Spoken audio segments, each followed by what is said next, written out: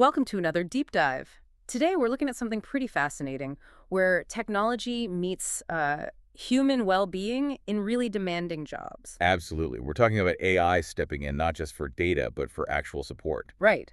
Specifically, we're unpacking this AI voice agent called Lisa.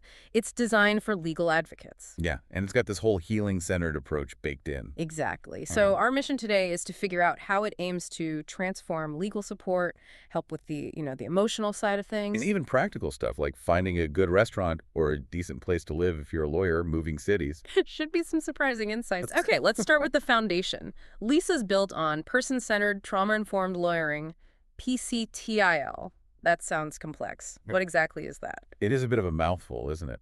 Basically, PCTIL means Lisa isn't just about legal crisis stuff. It's designed as a healing tool. A healing tool, an AI. Yeah. The goal is to build legal support that really focuses on, well, care, autonomy, and dignity for everyone involved. Okay, so it's aiming higher than just case management. Exactly. It's trying to go beyond that. For the AI, it means its programming prioritizes, like empathetic responses. It tries to recognize emotional cues. How does it do that? Through its algorithms, its design, it aims to offer solutions that empower the user, not just spit out facts. It's trying to create interactions that avoid, re-traumatization. That sounds like a massive undertaking. Integrating trauma-informed awareness and these liberatory practices. How do you even code that? Well, it is incredibly challenging. It involves curating huge data sets, legal stuff, psychological best practices, actual interactions, all viewed through a lens of cultural competency. So it learns not just the law, but the human experience of the law. That's the idea. For clients, it means acknowledging the emotional toll, trying to avoid making things worse. And for the lawyers. It recognizes they're human too, right? They're Yeah. impacted by this work. So Lisa offers support for their well-being, acknowledges things like secondary trauma. Secondary trauma, right, taking on the client's trauma. Exactly. And it gives them tools to handle tough cases in a way that, well, honors their own humanity and their clients. It's about a more healing process overall. Okay, this is where I get really curious. How does Lisa actually do this in practice? What does this healing-centered stuff look like day to day for a lawyer using it? Right. The practical side. It works as a kind of dual support system. Sophisticated language processing, understanding context. That's key. Dual support, meaning Meaning support for client work and support for the lawyer personally. For client engagement, think practical scripts, techniques for sensitive conversations. like what? Give me an example. Okay, so you need to ask a client about their trauma history. Lisa can suggest ways to phrase the question sensitively to avoid re-traumatizing them, or how to respond if a client gets really distressed during a meeting. So it's offering real-time conversational prompts based on best practices. Exactly. It analyzes the context and offers these clinically informed suggestions. And the other side, the personal well-being. Just as vital. Tools for stress management, mindfulness.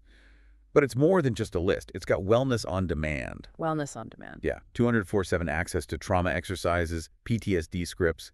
And these aren't just recordings. They're interactive dialogues. Interactive, the AI responds to you. Yes, it adjusts its prompts based on your input. It offers immediate, non-judgmental support, plus things like grounding techniques, breath work, even bilingual support. Wow.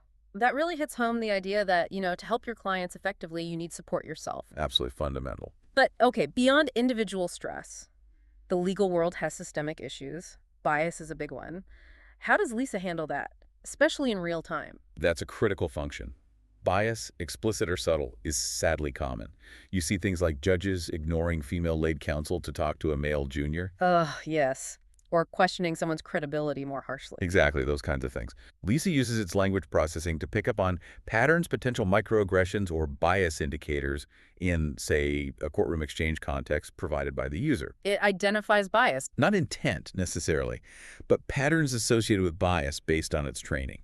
And then it immediately suggests coping strategies, things you can do right then and there. Like, what can you do in that moment? Simple grounding first, plant your feet, deep breath, then ways to professionally reassert your role. Okay. Like saying, thank you, Your Honor. As lead counsel, I can elaborate. Or, if I may, Your Honor, perhaps I can clarify. Just calmly reclaiming your space. Subtle but effective. Right. And even internal stuff, posture checks, quick mental affirmations like, my client's truth matters more than this gavel. That's powerful. But bias isn't monolithic, right? Does Lisa account for different experiences? That's crucial. It addresses the intersectionality. The And type of bias and its impact can differ hugely. how so? Well, for white women attorneys, it might often be gender-based microaggressions, interruptions, being seen as emotional. But for black women attorneys, those gender biases get layered with racial biases. They might be mistaken for staff, have their competence constantly doubted, or be labeled angry for being assertive. A double bind. Exactly. And Latina and Asian women face their own distinct cultural or linguistic biases. Lisa's training includes diverse data sets to try and recognize these nuances and suggest more relevant coping mechanisms. That connects to something called racial battle fatigue, Yeah. right? Especially for Black attorneys. Yes, definitely. The pressure is immense. Our data shows black attorneys are 2.4 times more likely to need trauma therapy, Wow. Why is that? often due to overrepresentation in really tough areas, like felony defense. This leads to higher rates of vicarious trauma, burnout, just constant battling. Are there numbers on that? Yeah, look at New York City. Black women are 12% of public defenders. That's over 3 times their share of the general population, and 11% of public interest lawyers. So, high representation in demanding roles. But only 9% of public defender directors are black women. There's a gap there. LISA is designed to offer specific support, acknowledging these extra pressures, providing targeted resources. It's clear the support needs to go way beyond just the courtroom then.